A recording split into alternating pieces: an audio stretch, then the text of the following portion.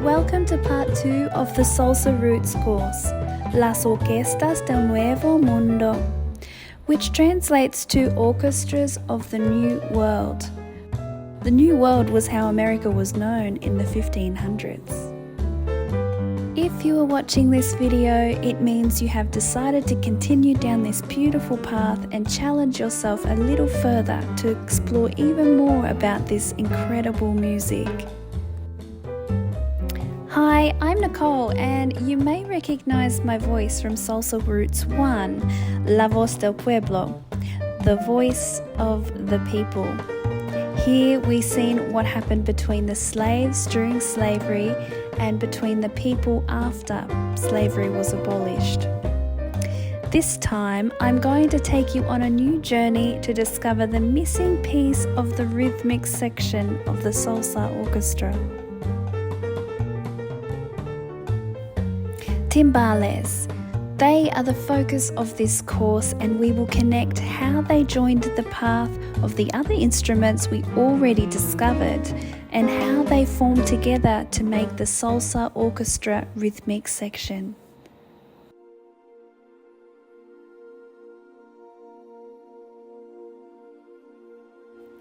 Danzón and Timbales, a journey around the world. In this course, we will explore what happened in the music played for the upper classes between the noble and the aristocratic people, or in other words, the wealthy.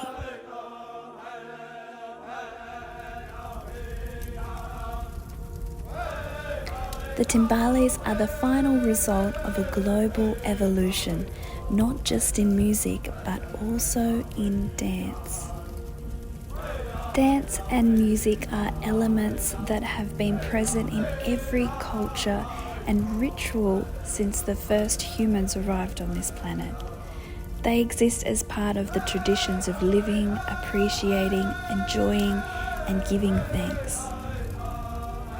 They are connected to the way of life that the people once led, to the beliefs that they held sacred, and to what the wild landscapes could offer them in terms of materials for crafting musical instruments and potions for making magic, helping to raise their vibrations during ritual ceremonies and serving as a link between the known and unknowable worlds. Each country took their own path to develop their styles and beliefs with their own influences of culture and surroundings. This is why you see so many variations of instruments and dance combinations throughout the globe. Country dance, as the name implies, is a style of social dance performed in the countryside villages among the common people. Accompanied by the traditional instruments of the country, flute, bagpipes, drums, rattles, and many others, and always with great feasts, traditional food, beer and wine.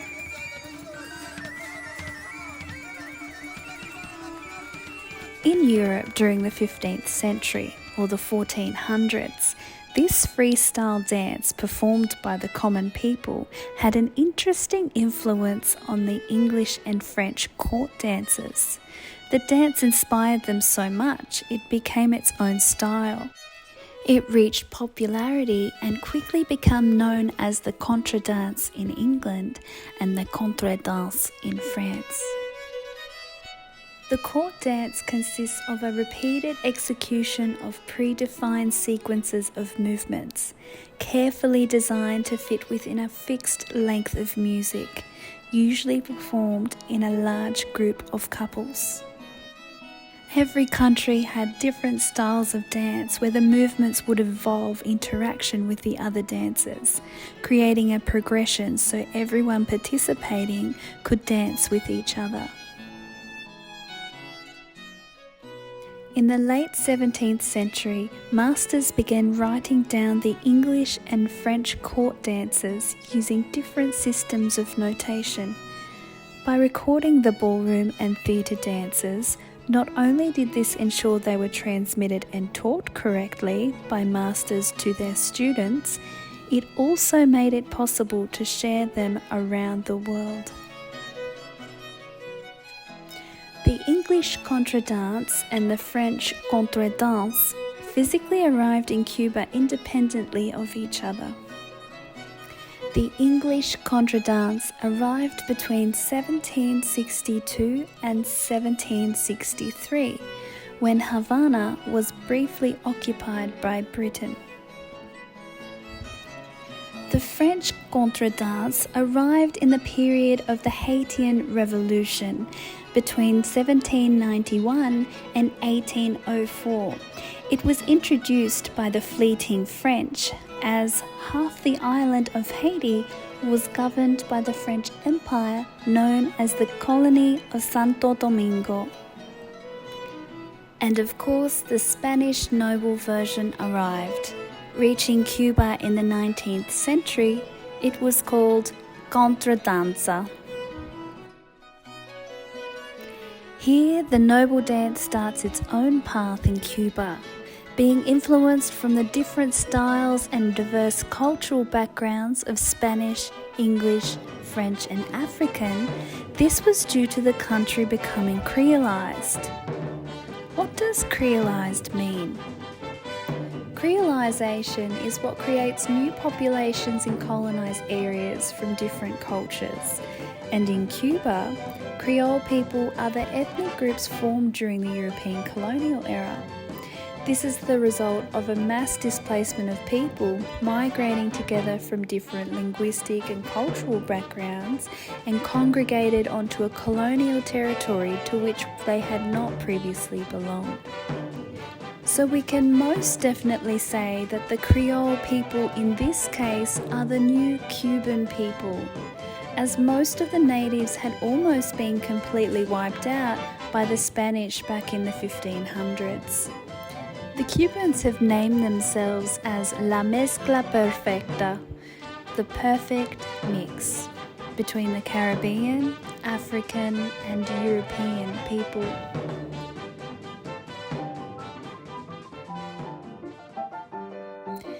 In Cuba, the name contradanza has undergone many different changes over time, including contradanza criolla, danza, danza criolla, and danza habanera, until it eventually became the habanera, the dance performed in La Habana, the country's biggest economic hub and capital city after Santiago de Cuba back in the 14th century. The habanera was the first dance accompanied by music strongly influenced from the Cuban musicians' African heritage. It was the first written music genre to be rhythmically based on an African rhythm pattern, the tresillo and the cinquillo. Manuel Samuel Robredo. He is the Cuban composer known for his development of genuinely creolized forms of music.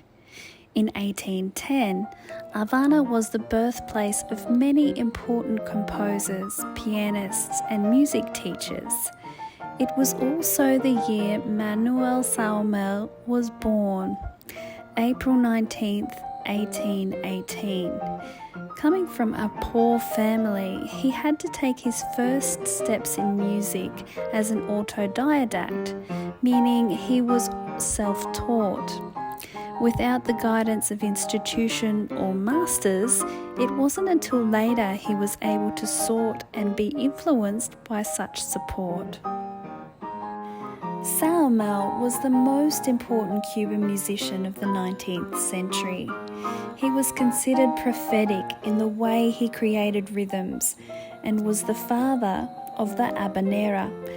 Everything after him would amplify or distinguish aspects of his work, which profoundly influenced the history of Cuban nationalist musical movements.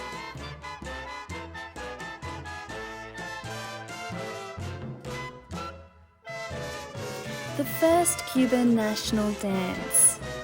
During the last few decades of the 1800s, The contradanza habanera evolved into the danzón, which was created by the Cuban composer Miguel Fael de Perez. Still today, after almost 250 years, danzón continues to be a quintessential rhythm for anyone learning how to play the timbales.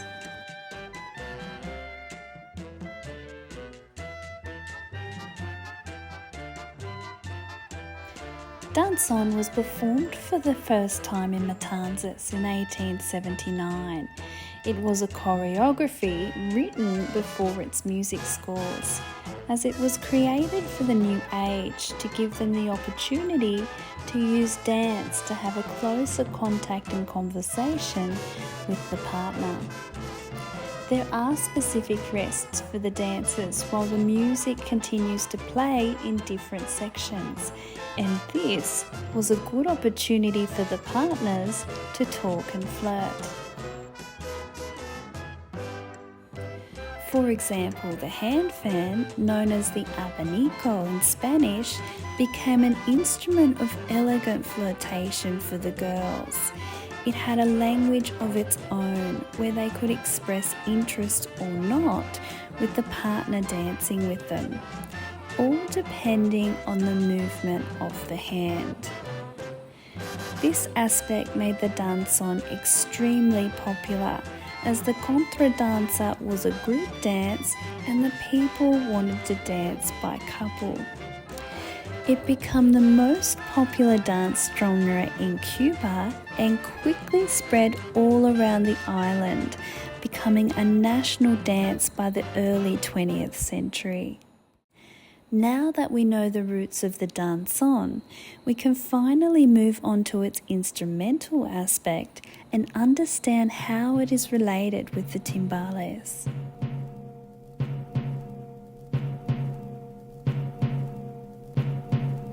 The drums that most of us know as the timbales have a very rich history.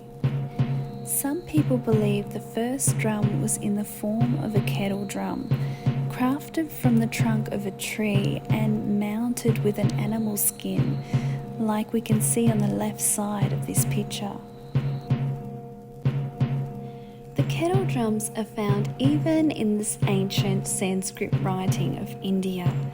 Then walking from that side of the world to Europe, through wars, markets and who knows what else, they have been perfected, as the Europeans have always done with whatever has crossed their country, especially Italians, gifting the world with bowed instruments such as the first classical orchestral instruments like the violin, viola, cello and double bass. It's probably in Europe that they took the really elegant name of timpani.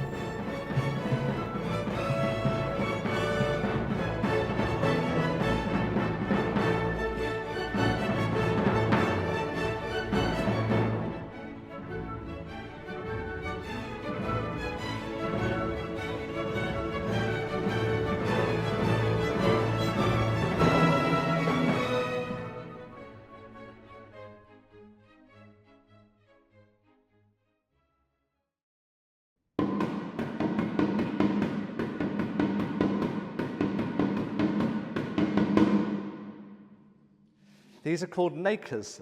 They're unpitched and they would have been carried on horseback, rather like their slightly later cousins, the timpani, but also sometimes by poor human minions.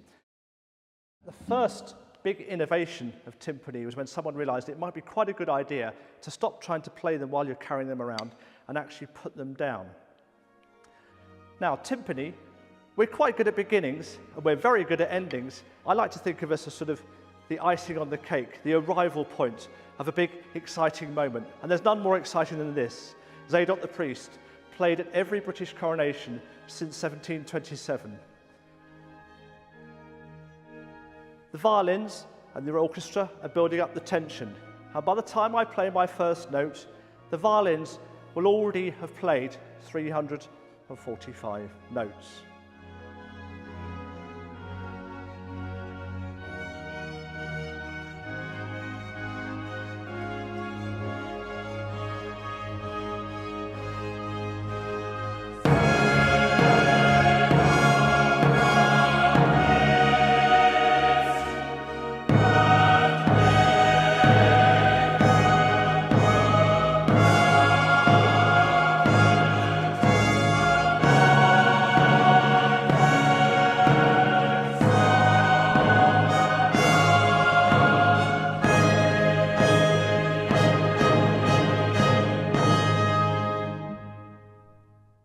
this drum is 300 years old, and this drum is 3 years old.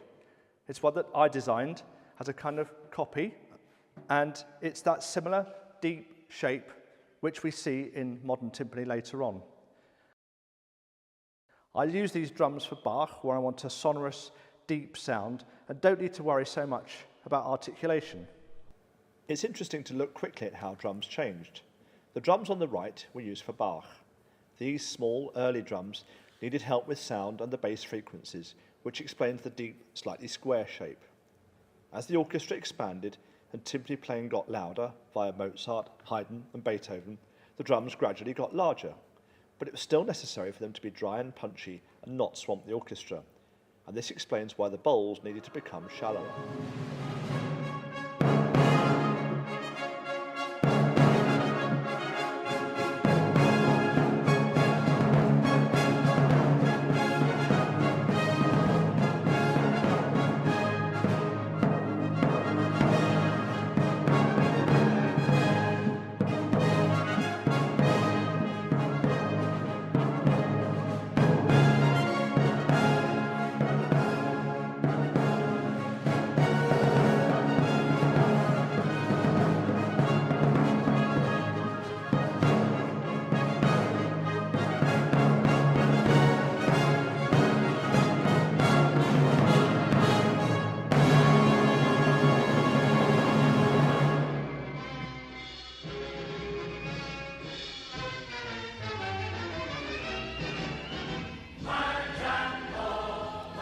In 1852, in the eastern part of Cuba's Oriente provinces, the timpani were played for the first time in an Italian opera in Santiago de Cuba.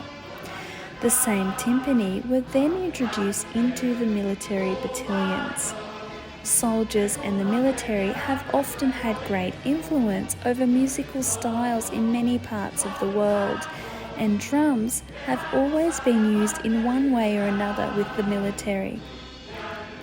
The earliest Cuban musicians who played in bands mostly came from the military, having been trained as musicians in the battalions of the day.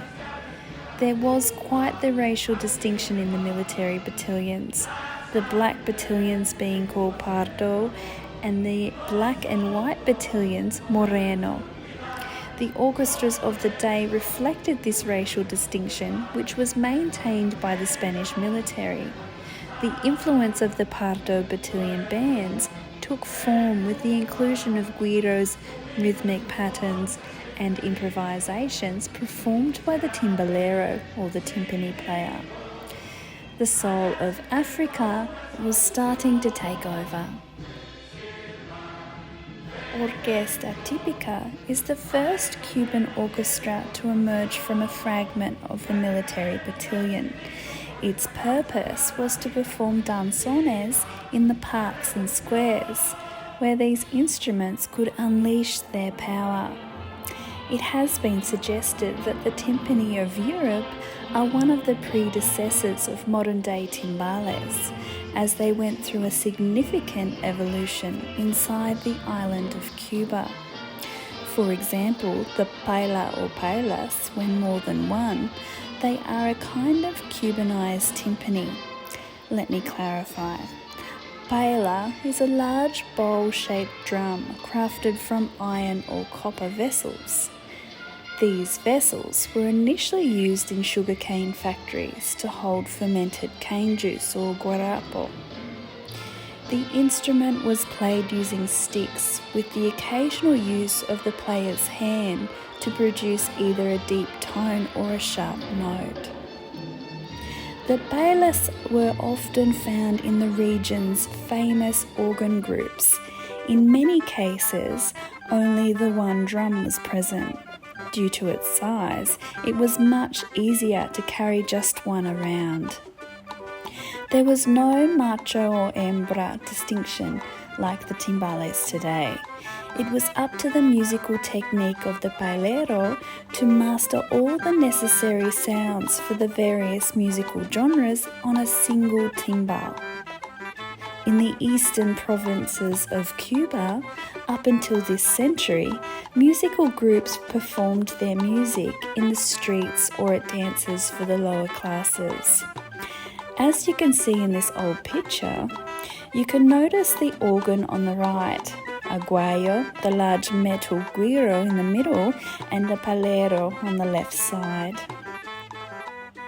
The word timbal is thought to have an onomatopoeic origin, as are most of the names given to drums and rhythms. Try to imagine the sound from a timpano or paila, first high and then low. Ti-mbal.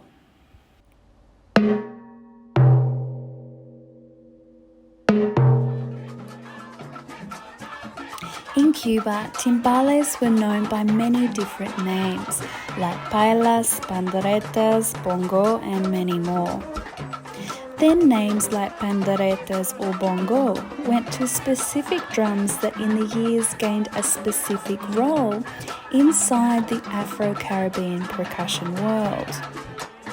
At that time, there were an arsenal of drums and percussion made from anything that was cheap and easy to get ready and play.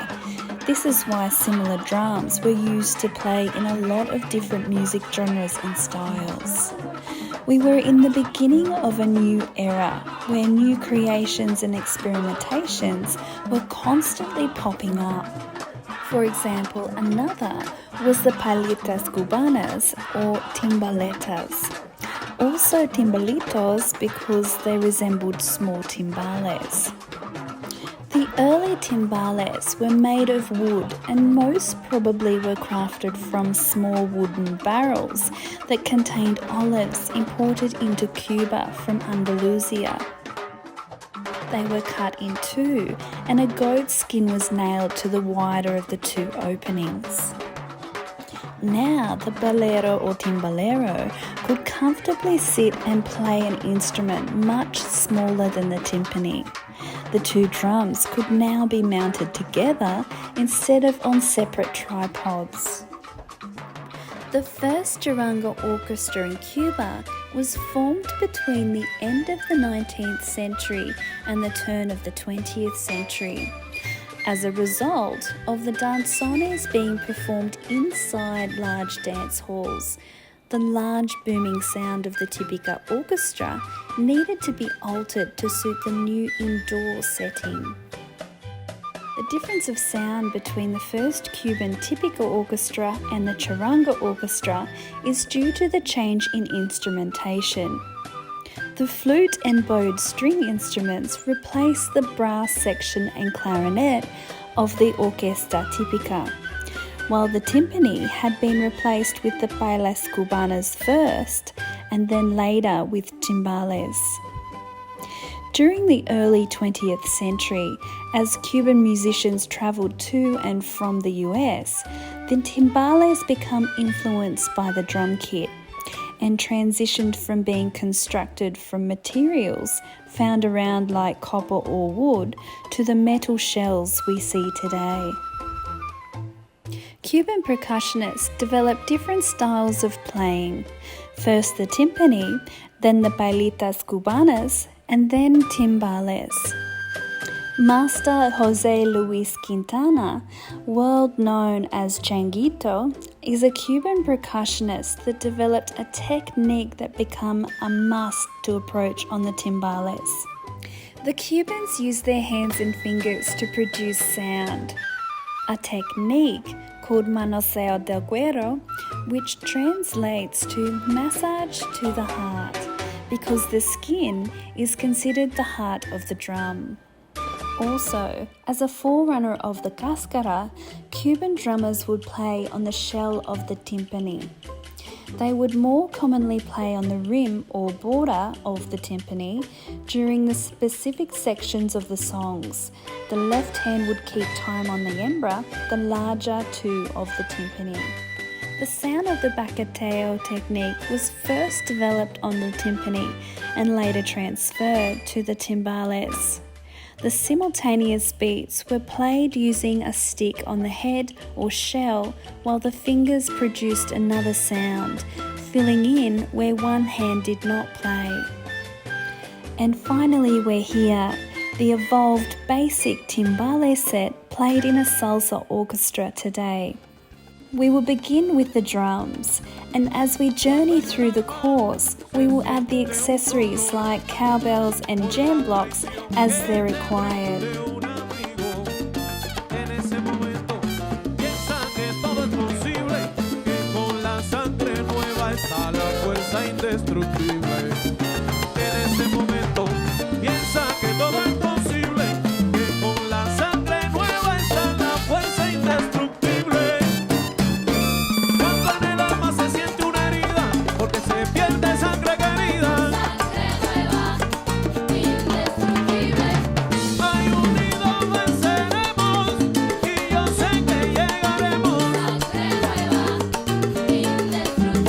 Yo traigo la fuerza de mi camión.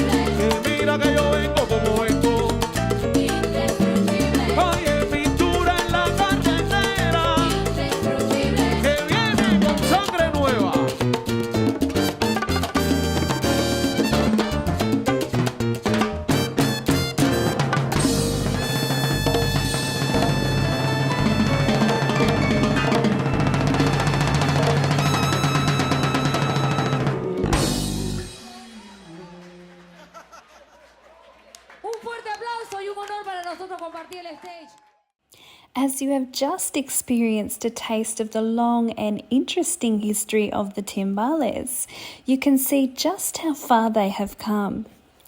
All the way from Africa to India, with influences between Europe and North America, playing the Cuban timbales is an art well worth learning.